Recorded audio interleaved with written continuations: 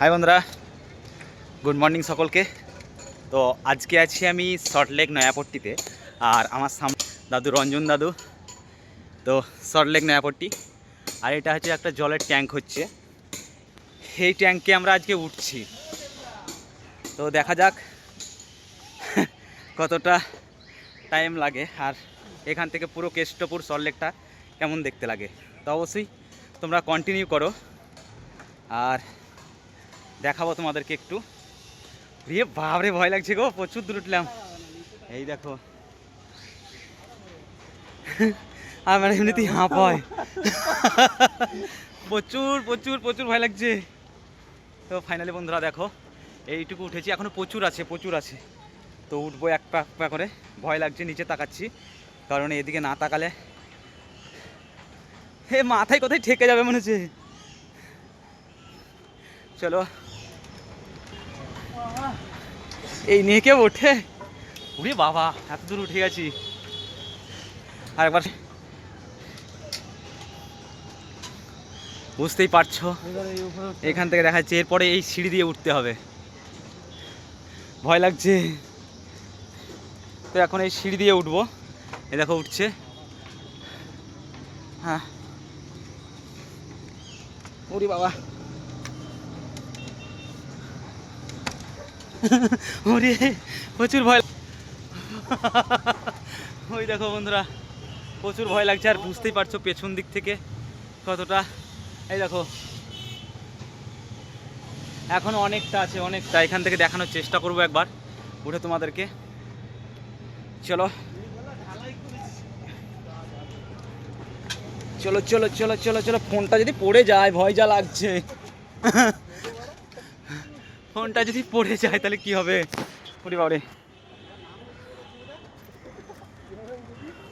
আমি নামা তো দেখাতে পারবো না, ফোনটা তো কোনো রকমে উঠি বাবা।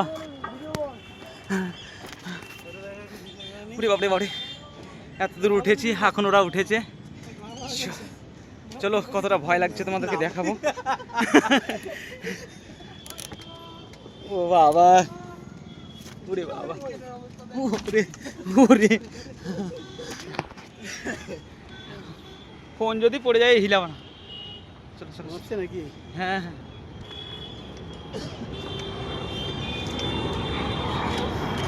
বাহ, কি ভয় লাগছে বন্ধুরা, এবার দেখাবো তোমাদেরকে। হাত পা হালছে, এই জলের ট্যাঙ্কি হবে। মিস্ত্রিরা কাজ করছে।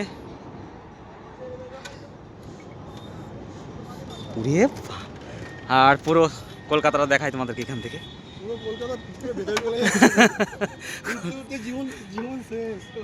এয়ারপোর্টটা এইদিকে সামনে।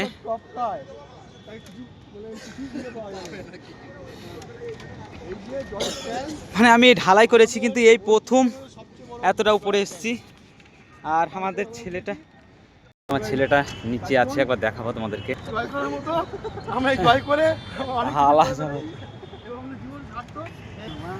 সত্যি প্রচন্ড ভয় লাগছে, প্রচন্ড প্রচন্ড। ইতিহাস তৈরি হয়ে গেল, এত উপরে উঠেছি আজকে। অবস্থাটা দেখো, কত বড় ট্যাঙ্কি হচ্ছে নয়াপট্টিতে, সল্টলেক নয়াপট্টি।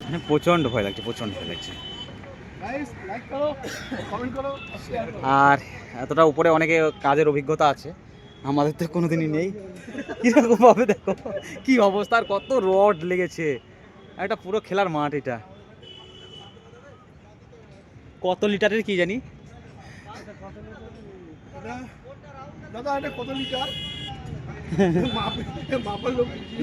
আমাদের নিয়ম আছে, ওরা বলে দেবে।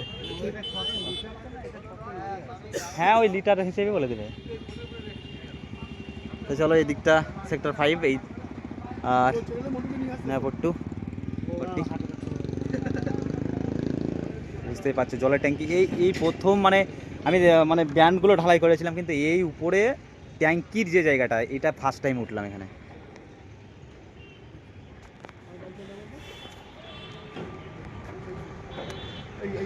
আর ওটা খালধার। আমি দাদু, কেমন লাগছে বলো, অভিজ্ঞতা কেমন?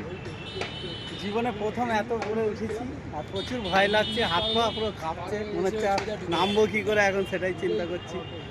ঠিক আছে, উঠেছি যখন নামবো ঠিক অসুবিধা নেই। ছোটদা এইরকম জীবনে কতবার ওঠা হয়েছে? এই জীবনে প্রথমবার আমি উঠলাম।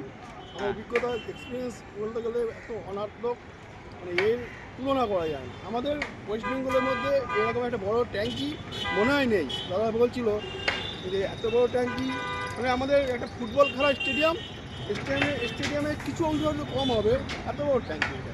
তো জীবনে যে অনেক অনেক জায়গায় অনেক রিস্কে ছিলে তুমি, তার থেকে এই রিস্কটা কি বড় রিস্ক বলে মনে হয়? সত্যি কথা বলতে কি, এইটা একটা আমাদের মমতা ব্যানার্জির উদ্যোগে একটা আমাদের প্রকল্প তৈরি হয়েছে। আমি কোনো পার্টি হয়ে বলছি না, তবু একদম। যে নেতার নেতৃত্ব আছে তাকে তার নাম করতেই হয়। যাই হোক, তার ছত্রছায়ায় বা তার উদ্যোগে যে এত বড় একটা কনস্ট্রাকশন তৈরি হচ্ছে, আমরা গর্বিত। একদম একদম। তো অনেক অনেক ধন্যবাদ ছোটদাকে, কারণ তার মাধ্যমে অনেক কিছু জানতে পারলাম আর এই অভিজ্ঞতা সম্বন্ধে জানলাম। আর আমরাও প্রথমত এই বিশেষত এই জায়গায় ফার্স্ট টাইম, এবং হয়তো কী হারে লাগছে তোমাদেরকে বলে বোঝাতে পারবো না। শুধু আমার নয়, তোমরা আসলে বুঝতে পারবে, আর যারা কাজ করো তাদের হয়তো অভিজ্ঞতা হয়ে গেছে এখন। তো রঞ্জিত বলো, নামতে কেমন কষ্ট হবে এবার? জানি না, উঠে তো পড়েছি, এবার নামবো কী করে? এখন যখন নামবো তখনই বুঝতে পারবো যে কীভাবে নামবো। না, কিন্তু এই মাঝখানে একটা কথা বলি যে আমরা বহু জায়গায় হিলে আমরা ট্রেক করেছি, কিন্তু সেই ট্রেকটা একটা আলাদা ধরনের অভিজ্ঞতা ছিল। কিন্তু এই যে এর অভিজ্ঞতা যেন একটা অন্য ধরনের মাধুর্য আছে। একদম একদম। তো আর এক ধাপ ওঠার ইচ্ছে আছে, কিন্তু না আর উঠবো না, ভয় লাগছে। বন্ধুদেরকে আমি ব্যাক ক্যামেরা করে আরেকবার দেখাবো। দেখো, মন পকেটে ঢোকে, হাত পা কাঁপছে। ওয়াও, কি দৃশ্য!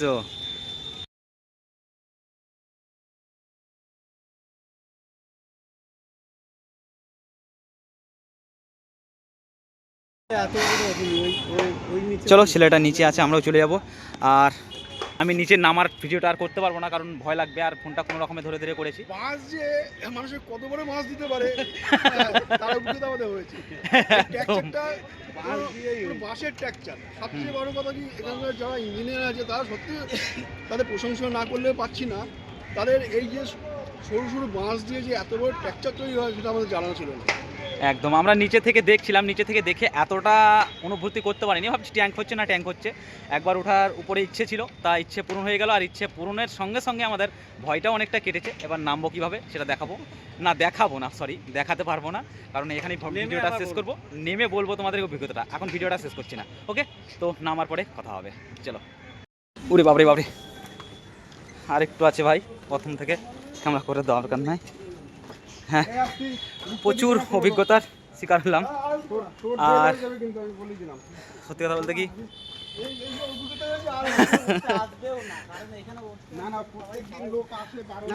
বাইরের লোক কেউ আসবে না এখানে।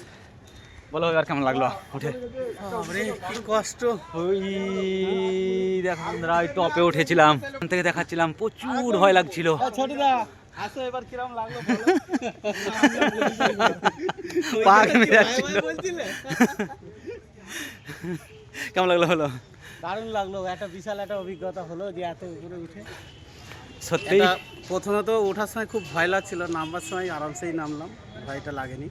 কিন্তু একটা বিশাল বড় একটা অভিজ্ঞতা হলো এত উপরে উঠা এই বাঁশের ট্যাকচারে। তো ভালোই লাগলো, একদম ভালো লাগলো, এইখানে সাহসও লাগলো, কিছু করার নেই। তো বন্ধুরা, এই ভিডিওটা কেমন লাগলো বাই। অবশ্যই তোমরা একটু কমেন্ট করে জানাবে। বাই।